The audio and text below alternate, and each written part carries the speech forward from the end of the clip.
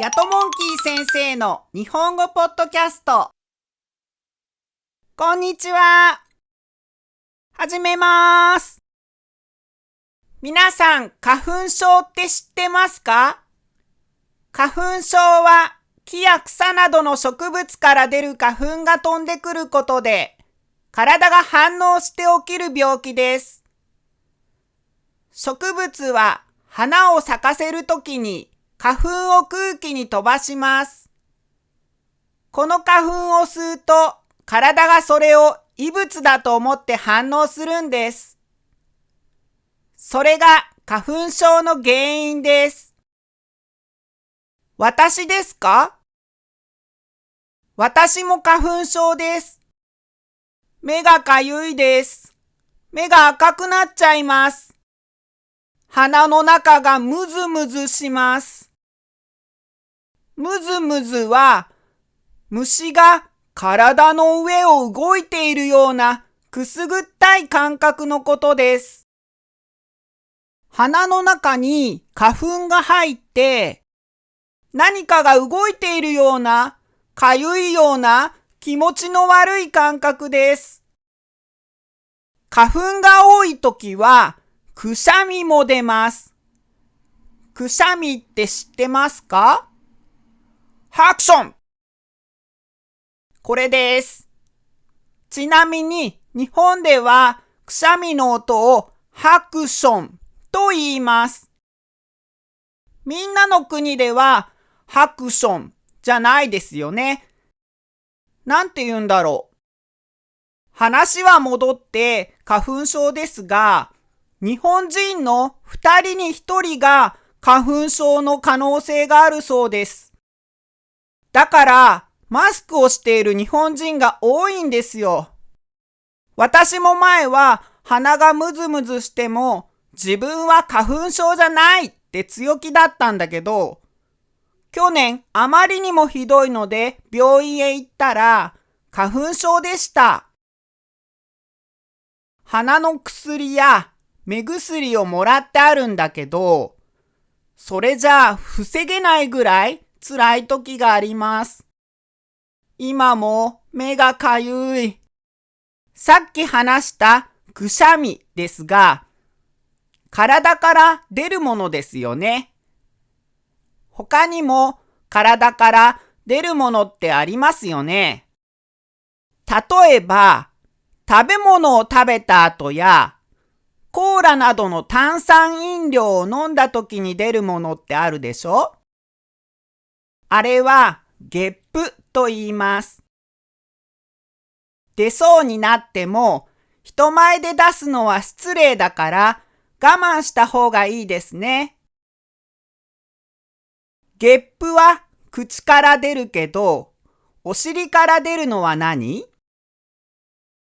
おならと言います。こんな音ですよね。心配しないで。今のは本当のおならじゃないよ。手と口で出した音です。もちろん、おならも人前でするのは失礼だよね。あと、しゃっくり。喉がヒクヒクと止まらなくなることってあるでしょ？これも食べ過ぎや飲み過ぎの時に出やすいかな。しゃっくりを止める方法は水を飲む、息を止めるなどがあります。子供の時はびっくりすると止まるから驚かせてって家族や友達に言ってたけど、これはびっくりして息が一瞬止まるからなんだろうね。あと、眠い時に出るのがあくび。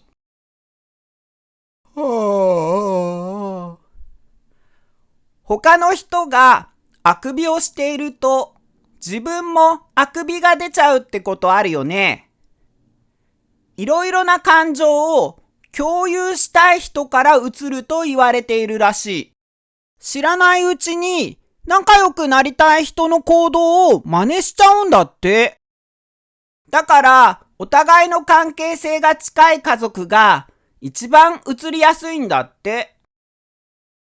でも、電車の中で知らない人があくびをしていても映るけどな。仲良くなりたいと思っていないおっさんからあくびが映ることあるけどな。あくびって謎が多すぎて面白いですね。不思議な現象です。目から出るのは涙。鼻から出るのは鼻水。口から出るのは唾または唾液と言います。ちなみに鼻に溜まっている汚いものあるでしょ？あれは鼻くそって言います。指を鼻の中に入れて鼻くそを取ろうとしているのを鼻をほじると言います。子供の時にお母さんに注意された人いる？鼻をほじらないのって。同じように耳に溜まっているのは耳くそや耳垢と言います。耳かきや綿棒を耳に入れて取りますね。暑い時や緊張した時、運動した時に体から出るのは汗ですね。普通の人より汗が多く出る体質のことを汗っかきと言います。例えばこのように使います。私は汗っかきなので、夏の暑い日はハンカチやタオルをたくさん持っていきます。みんなはどう？私は汗っかきなので、夏はあまり好きじゃありません。あと、怪我をした時に出るのは血ですね。血、つまり血液は体の中を流れていて、酸素や栄養を全身に運んでいるんですよね。子供の時はよく怪我をして血が出ていたけど、大人になってからは血が出ることはないかな。血が出るような怪我をしてないしね。病院で採血する時ぐらいだね。自分の血を見るのは。そうだ、みんなは注射大丈夫？注射が嫌いな人って多いよね。私は大丈夫。あ、鼻から出る血は鼻血と言います。あとは、トイレに行ってするものがあるね。まずは、おしっこ。水分の方です。おしっこに何回も行く。すぐおしっこをしたくなることを、おしっこが近い、トイレが近いと言います。私はお酒を飲むと、とてもトイレが近くなります。そのおかげなのか、あまり酔っ払いません。アルコールがどんどん出ちゃってるのかな。お尻から出るのはうんちって言います。うんこっていう言い方もあるけど、私はうんちの方が可愛い音に感じるんだよね。誰かと一緒にいるときにトイレに行きたくなったら、ちょっとトイレに行ってくるねとか言ってくださいね。教室では先生にトイレに行ってもいいですかって聞いてね。何も言わないで教室を出て行かないでね。怖いからね。日本のトイレはみんなの国と同じかな？違うかな？日本にはいろいろなところにトイレがあるので心配しないでくださいね。駅やデパート、公園、観光地などみんなが行きそうな場所にはトイレがありますよ。コンビニにもありますが、使う前にお店の人に使ってもいいかどうか確認してくださいね。トイレが使えないコンビニもあるので、トイレを使うのにお金を払わなければいけない国もあるけど、日本は基本的に無料です。トイレットペーパーもありますよ。日本には大きく分けて2種類のトイレがあります。まず、和式トイレです。これはしゃがんで使うタイプのトイレです。このトイレは古い建物や場所に多いですが、あまり多くはありません。でも、時々デパートなどにもあります。もう一つは洋式トイレです。座って使うタイプのトイレです。今はこちらが一般的です。いろいろな機能がついています。あと、多機能トイレもあります。このトイレは、車椅子を使っている人、妊婦の方、乳幼児を連れている方、体に障害のある方などが使います。温水洗浄便座って知ってますか？温水でお尻を洗うことができる機能です。外国の方が日本のトイレを使ってこれに感動するそうですよ。